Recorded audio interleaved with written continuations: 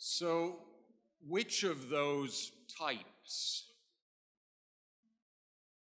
of bilingual programming options do you have questions about? Which ones were you think you were able to figure out? We'll leave those aside. But those you want to ask about, or you want to test out your theory on, if you're not sure but came up with something for one of those, such as, yes? Okay, in the group, we're still confused about the partial immersion, total immersion. What does it mean by that? Two-way immersion and double immersion. What's the difference between total, two-way, and double immersion? So maybe you can explain more about it. Okay. Thank you. Does anyone in the audience want to give it a try?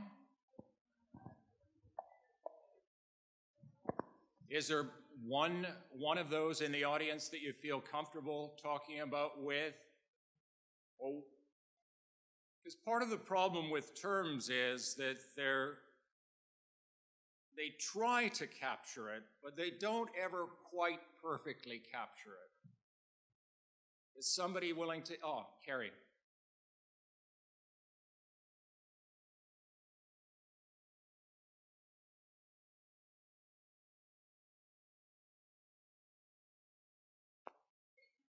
This is difficult. It's confusing. Okay. I try not to think in the literal term. For we do immersion, and I always have to check on these. So in total immersion, in our primary group, in our kindergarten, grade 1, grade 2, the students come in and they're fully immersed in English, which is their second language. Carrie, could you tell us what country you're working in? Indonesia. Okay. So our teachers in Indonesia, especially our special early education teachers, they're our most, we spend an awful lot of time training them, and they'll use their language, their dual language ability, especially during total immersion. Okay. So that's just in a nutshell. That's total immersion. And we can do that early on because they're so flexible in their language learning. Most of their mom and dads are totally Bahasa Indonesian. They're not English speakers themselves. The culture, the society is English foreign language. So the only English they hear is in our classroom. And they become rather strong. When they're about themselves, a lot of times they'll break into Bahasa. So they're developing their Bahasa at home and their English at school. And we look at that as total immersion. Then around grade 3, we start to bring kids in who are from the national program, and they have 0 English. And they're at a little different age level, so we can't look at totally immersing them in English. So again, our teachers at that level are trained to use both their languages, and the program is very flexible, using a lot of project-based stuff. So the student has an opportunity to use their L1, okay, but they're still partly immersed in English. So they're still in the mainstream classroom, except during project time, which all students are using whatever language they're most comfortable using.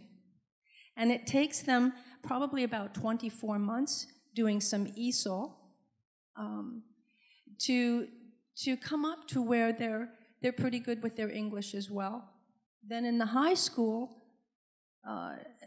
they're coming in at a later time, and their language learning capacity is different again.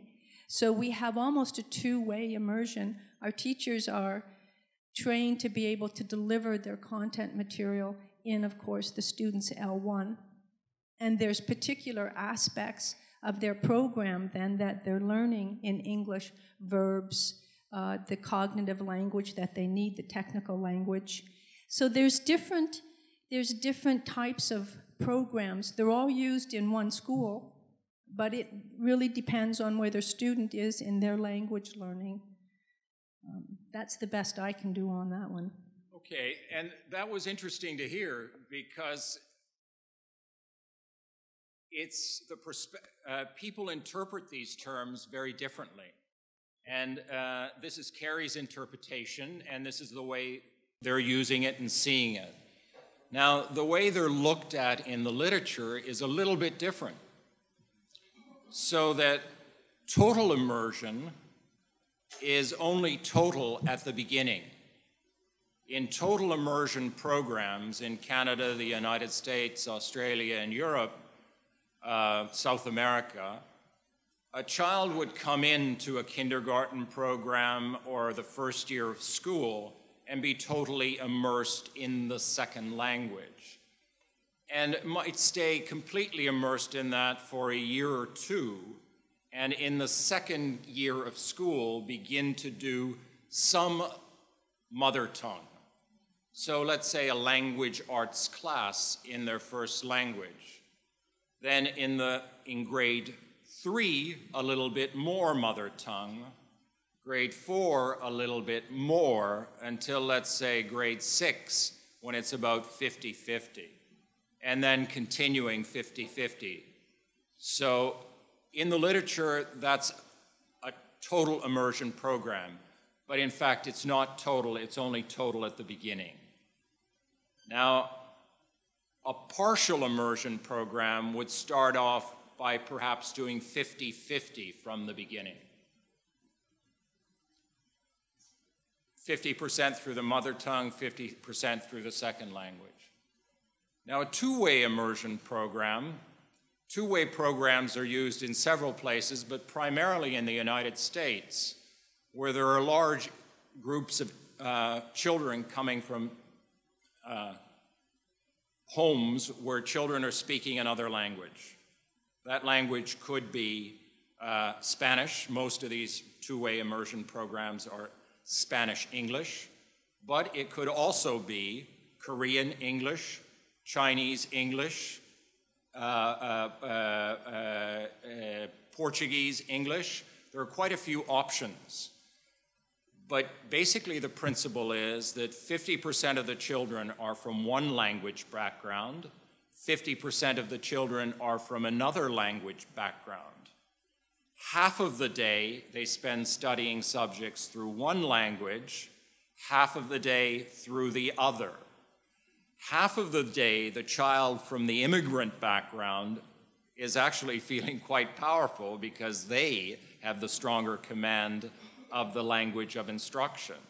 And for half of the day, they don't. And then vice versa for the kids who are speaking the dominant language of society, in this case, English. It is a particularly good program because the kids learn to help each other to not only learn language, but they are interacting, they are becoming social agents, as we saw in that Council of Europe definition. They are taking part in intercultural action. They're learning together, and they're very effective. And a double immersion program is meant for a society where there is a dominant language. And let's take the case of Montreal, where in an English-speaking neighborhood, despite the fact that Montreal is primarily French-speaking, there are Jewish schools, and some of these Jewish schools are set up in the following manner. Part of the day is conducted through Hebrew, part of the day is conducted through French. Neither of those two languages are the children's first language. So the children come to school and are having to face two new languages. So if we think that immersion is a lot for a child to cope with, well, in Montreal they're doing double immersion. And people such as Fred Genesee have researched this thoroughly. Any further questions about the many faces? I may be jumping ahead, but in listening to your description, I see how it is being implemented at our school. The question that arises is, okay, if we have a partial immersion format for the secondary level, the teacher is a native speaker. We're in Indonesia as well, so they're a native Indonesian. They can speak Bahasa, but their preference is to teach the subject in their native language. I mean, they can speak English, but they prefer to teach it in Bahasa. The student's first language is Bahasa, can speak English, but prefers it in their native tongue. So now we teach the subject bilingually. The teacher does. The question is, the exam, when it comes to Cambridge, is always in English. The subject has been taught bilingually with a stronger reference to the native tongue, but then we come to the Cambridge exam. Will the Cambridge the exam be bilingually as well? Never. Okay. Well, see, that's one of the issues that we are facing in this bilingual education format. Is great, and there's a lot of benefits for it, but then there comes a limitation to how far we can take it. Well, first of all, I'm not sure I'm qualified to answer the question as far as Cambridge and testing is concerned. However, what you're talking about is a format, a bilingual format that is used in some schools where inside of each class there is bilingual education going on, there is a switching of language going on. And okay. All right. Now, those programs have been less well researched, and I know of no major systematic research study in that area. So, in that sense, I don't think I can comment on those. And one of the reasons why it's perhaps difficult to research those is because it's very hard to get a sense. One would have to invest a lot into making sure that you can compare various programs, because each lesson and each classroom is going to be very dynamic and changing. So I think that one I can't respond to as far as the research is concerned. But for instance, many of us at some point in life have to take tests in different languages. So those are issues that have to be weighed, thought through. People need to be prepared for them. So let's come to this term CLIL, Content and Language Integrated Learning.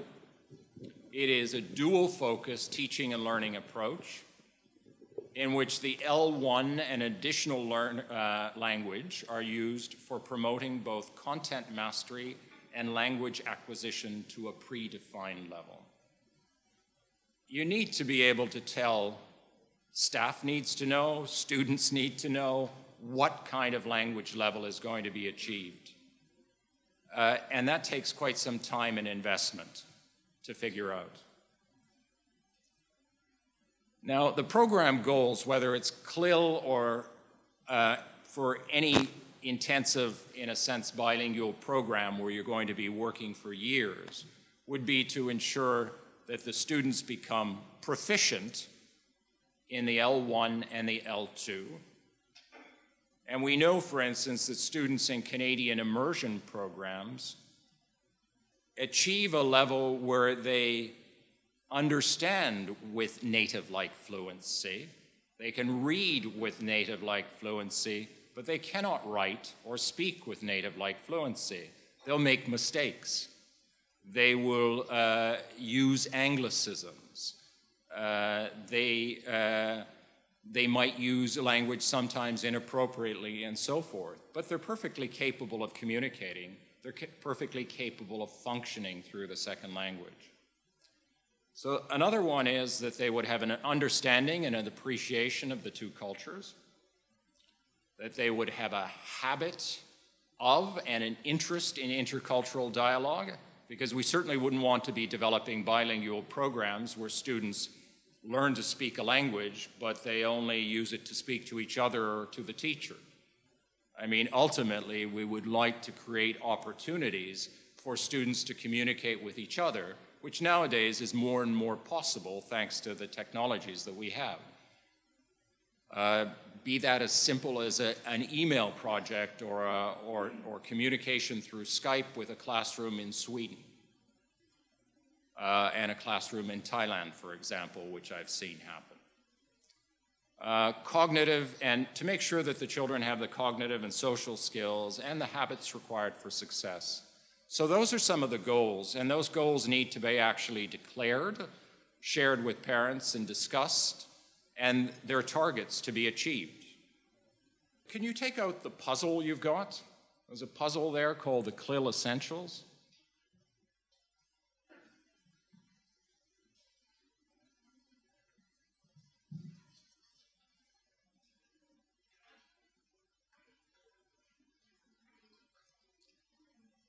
And before I go into it, can you explore the puzzle with your group a little bit? And if this summarizes many of the things that are important in content and language integrated learning or bilingual education, can you find some of the things on this puzzle that you do on a regular basis and share those with the people inside of your group? So tell me, does what's on this puzzle, content and language integrated learning puzzle, called the CLIL Essentials here, does it align with what you're doing? There was a lot of discussion at our table that is not my discussion to have, but most of it was that they agreed on much of what they saw, but the challenge was bringing that about within their own institution, to be able to do that in their own school.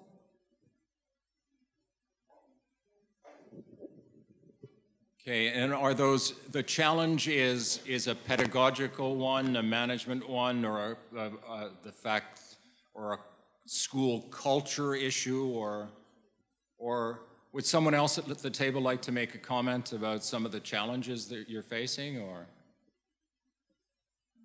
Because bilingual education actually puts a high demand on everyone. It's asking people to do more, in a sense, in less time. And interestingly enough, the research tells us it's possible and that you can actually get extra benefit from it. But it's not easy. And as I've gone around the world and had a chance to investigate these programs, because before we set them up in Estonia, we made a very thorough investigation, going off to several countries, learning about them, and teachers would always tell us the same things. This is a lot of work. This is a lot of work. And we finally heard it so many times, we started to say, well, how come you do it? And we were purely curious. We thought, you know, if it's so hard, why bother? And then they started to laugh, and they said, well, actually, the reason we do it is because it works.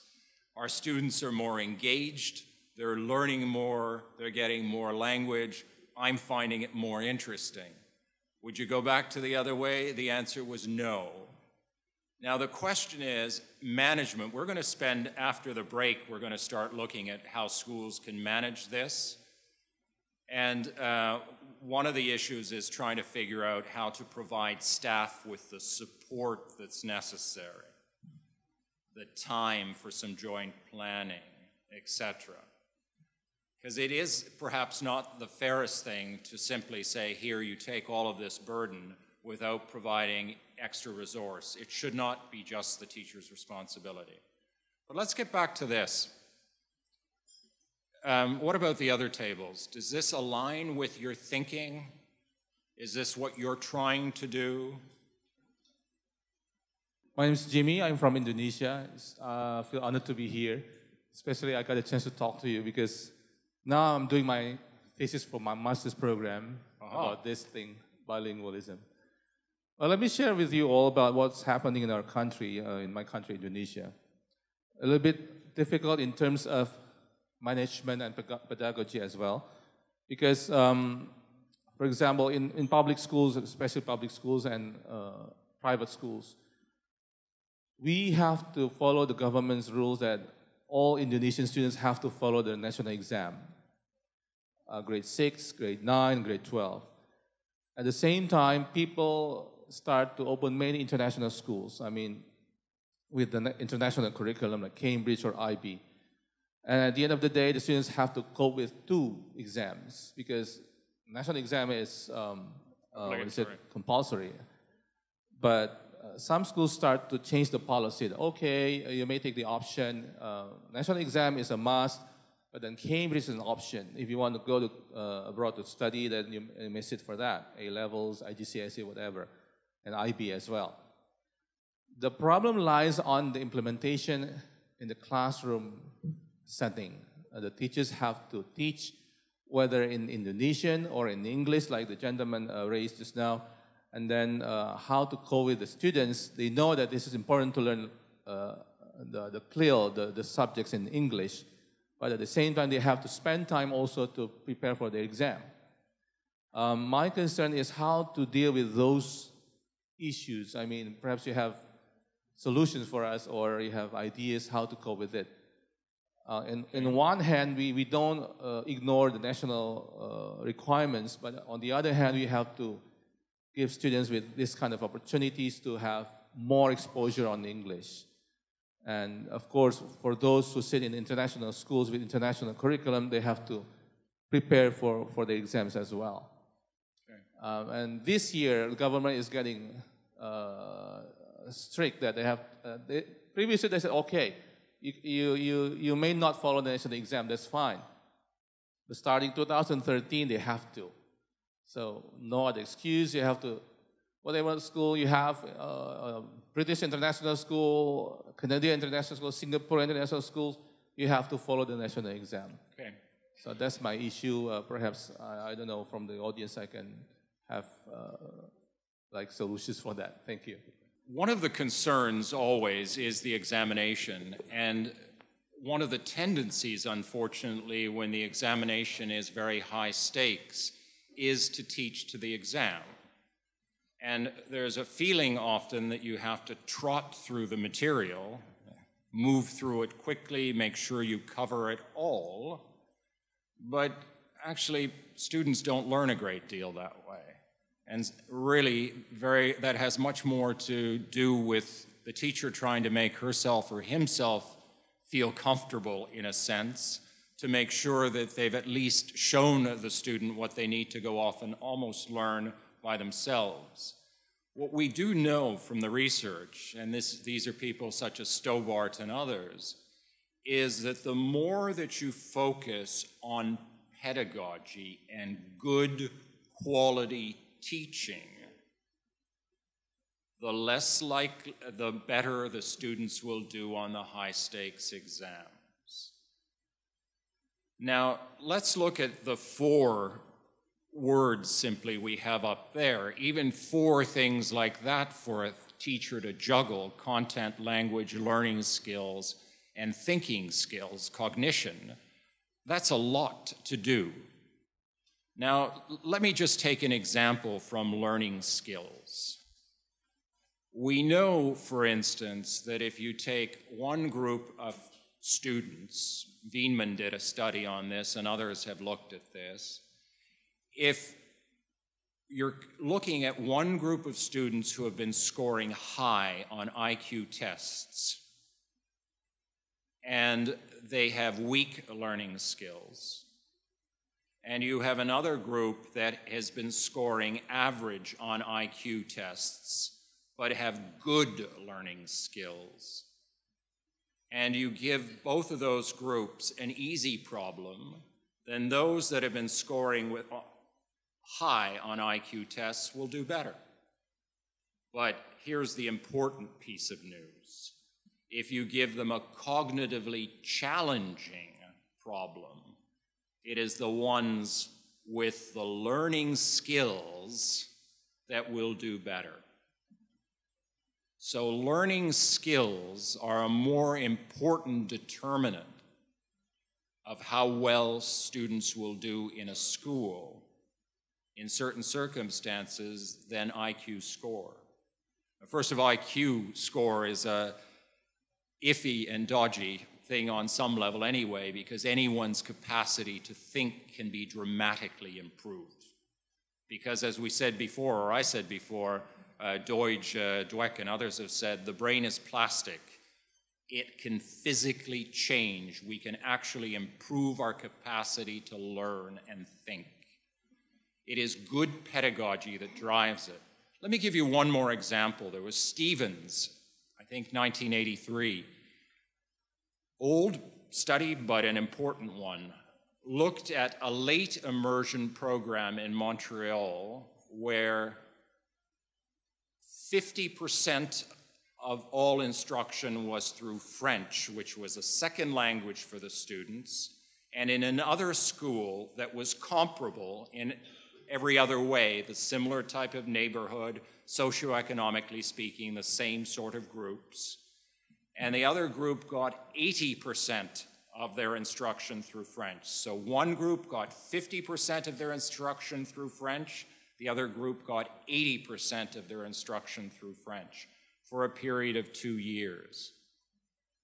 And then they tested the students. And after 2 years, there was no statistically significant difference in the quality of the French being produced by either group of students. So one of the first reactions would be, well, maybe I've made a mistake with the data if one is a researcher. But then they looked at what was happening in the classroom, and they found that in the classroom where 80%, or with the group, where 80% was being delivered through the medium of French, that it was teacher-centered. The teacher was doing more of the talking, the teacher was making the decisions. Whereas in the group that was working only 50% of the time through French, the students were able to make some of their own choices. The students were able to pick from among various activities. There were clear outcomes that they were to achieve, and so forth. They had more contact and communication with speakers of that language. They had more control. It was a more meaningful learning environment. It was a student-centered learning environment. They did more group work and pair work, and they did it well. There are numerous situations where we know that pedagogy makes a huge difference. If you've never come across a book by Hattie, I just saw you had the list there. There's a man named Hattie who has summarized 900 meta-studies in education. That is a tremendous number of studies in education. One meta-study looks at many, many studies. And they've been able to quantify the effect of various teaching strategies. Hattie, that's Hattie, 2012. This is a source that I think is worth taking a look at because it tells us that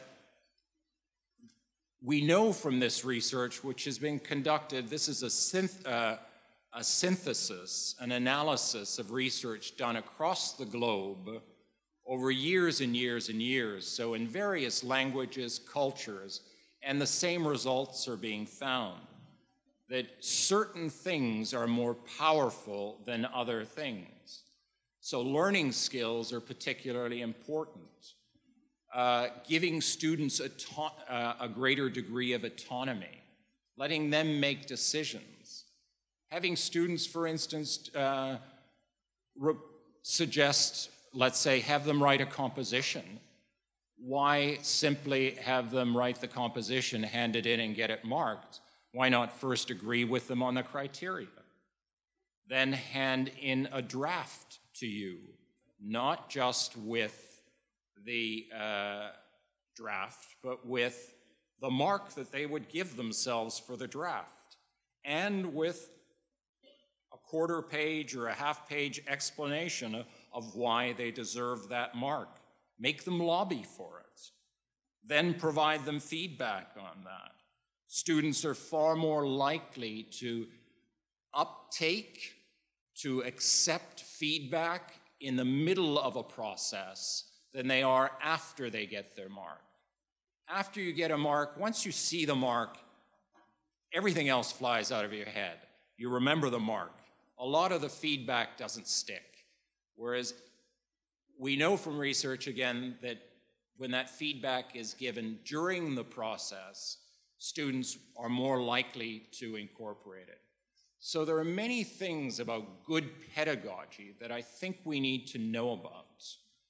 So if we're doing something as challenging as bilingual education, I think we have a kind of a moral obligation to be the best educators we can be.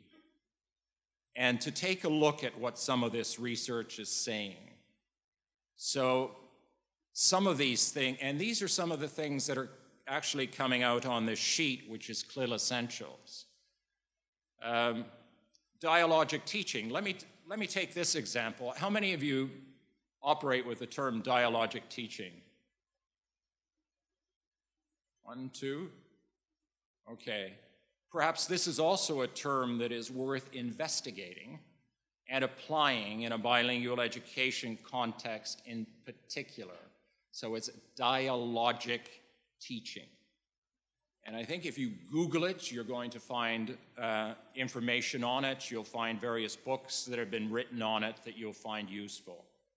But let's take a few minutes to just get a taste of dialogic teaching. What if I have a glass there. If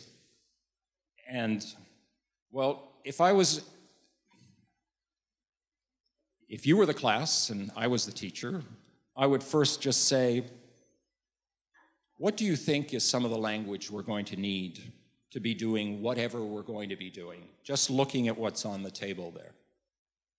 What would you say would be some of that language?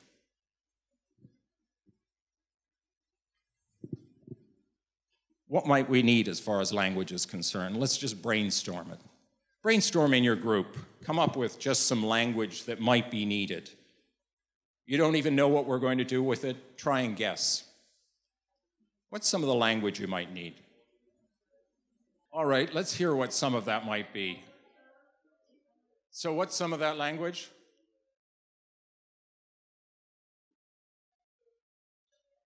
What words, expressions, phrases might be necessary to even begin to work with this? Right? Okay, volume, shape, color. And you would literally try and brainstorm with the students, and you'd start putting some of this language up. That is scaffolding, that is support. You're bringing the language, you're making it visible.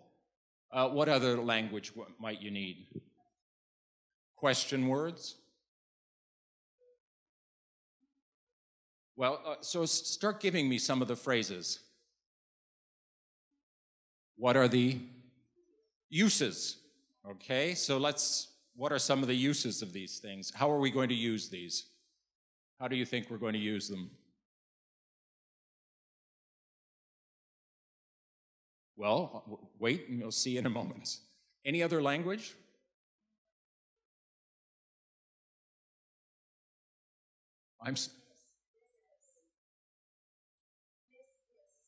Okay. What else?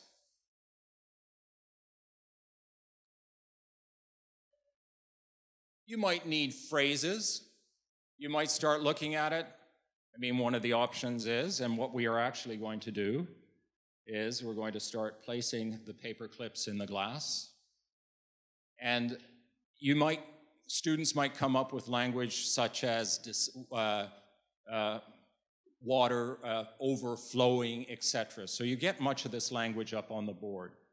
And then, and I'm going to ask you to do it now, write down how many paper clips you think will fit into that glass before the water starts to spill out, before a drop of water exits that glass. Can you write that on a piece? Just write it down right now without discussing it with anyone. Just write it down. Don't discuss it with anyone. Do it first alone. Just a number. 2, 5, 10, how many? Have you got a number down? Because you're going to have to show it to someone.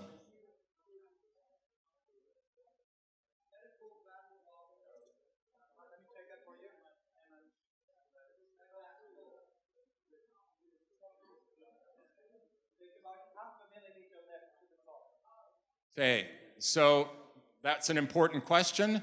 It's not, it looks like it's not completely full. I'm obviously not seeing as clearly as I hoped. Yeah, you could probably squeeze a few more drops of water in there. Certainly not a lot. I did my best to fill it, but it's true. You could probably get a half a mil. Really, just a... But so, now turn to the person next to you and show them what your figure is and tell them why you think it is that number. All right, I'm going to stop you there. But, so, what did the person you talked to tell you as far as a number is concerned, and what was their explanation of why? She talked about it's because the paperclip is not solid enough. Okay. So the 50 will fit in there, and no, you disagree? What do you... 10. Okay, and why do you think about 10? The volume of the paperclip into consideration, and the glass is only, what, about that? And there's only half a mil of water left at the top, and so your average paperclip is, what, about just over a mil thick? And, yeah, about 10. Okay, so you think the volume of the paper clips will be displacing the water, okay? What about that table? We felt that we needed more information, and as I'm sure you did, and the information that it wasn't quite full caused a little bit of a debate. Okay. But now you have a little more information. And you could certainly, if we were working in a classroom, you could come up and have students take a look at it. The other thing is, if we were working in a classroom, I would be beginning to get all of these theories up onto the board. Or I'd be typing them up and getting them up onto the screen, or actually I'd be having a student help me do that. Or two students helping me to do that. But let's hear about what some of those other numbers are. Our Kyrgyz friend. 30 pieces, because when we put like 5 or 10, it will only float on the top. And if we put more, then they will go down. It means the water will come on. Oh, so it's possible that some of these are going to float. Could I have somebody, could you come up on the stage? You have to be putting them in the center. So one of the possibilities is that some of them are going to float. So can you see what happens? Yeah. Okay, now when you put them in like that, didn't float. But how many did you say you thought would fit in? 30. Go ahead, put in 30.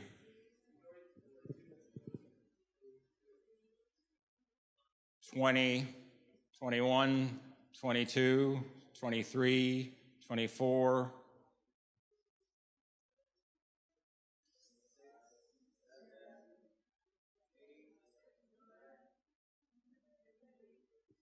Okay, well, we know that they don't float if you put them in that way, so we've learned that.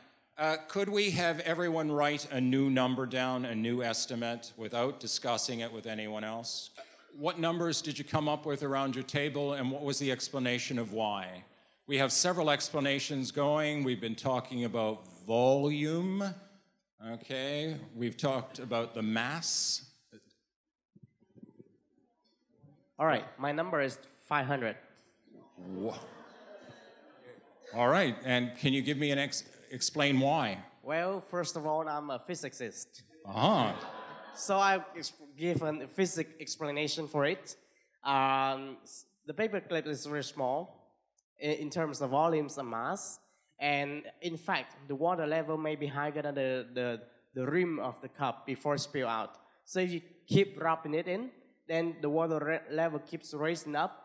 And it doesn't mean that when it raises to the rim of the glass, it will spill out. No, it keeps going a little bit higher than the rim before spilling out. So I guess some hundreds of the paperclip can do Okay, it. so you think that we could All right, in- let's try the whole box. Okay, you think 1 box, 4 boxes, 5 boxes? How many clips are in one box? 100. 100. So let's try 3 boxes. 3 boxes. Okay, so he thinks it's 3 boxes. He also thinks that the water is not going to spill out immediately. He says that the water can develop a kind of a curve. Okay. What are some other thoughts? Okay. My colleagues on this table, though, who say they might have seen this trick once before, have increased their estimates to 200 and, what have you got, David? 127. So you're using psychological reasoning as opposed to scientific reasoning. You're figuring that I've got some kind of a trick up my sleeve. Well, Kerry says she's with the physicist. Okay. So a physicist is going to help us out. Now, normally in the classroom, what's going to happen is that you would continue to try and get out all of these theories. And you would begin to get all of the theories onto the board. In a sense, that is dialogic teaching, because I could walk out here and tell you how it works. But instead, one is trying to get it from the student.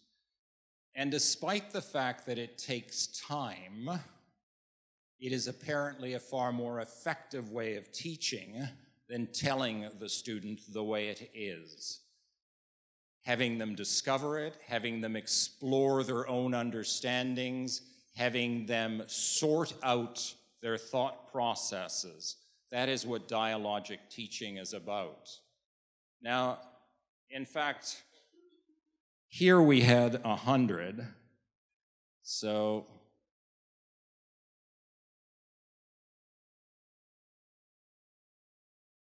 let's, we can you give me a hand, Ben? Here, Ben, let's see how many we can put in. Okay, well, anyway, we got about half the glass. Very often you can actually fill an entire glass. You can certainly do 3/4 of a glass. And our physicist had the explanation, it's surface tension is the issue. The molecules reorganize themselves basically and there's surface tension, right? And the water is curved. That is an example simply of dialogic teaching. We didn't have boards, we didn't take the time to do it. But any of that, taking that kind of an approach is going to be far more effective than actually teaching.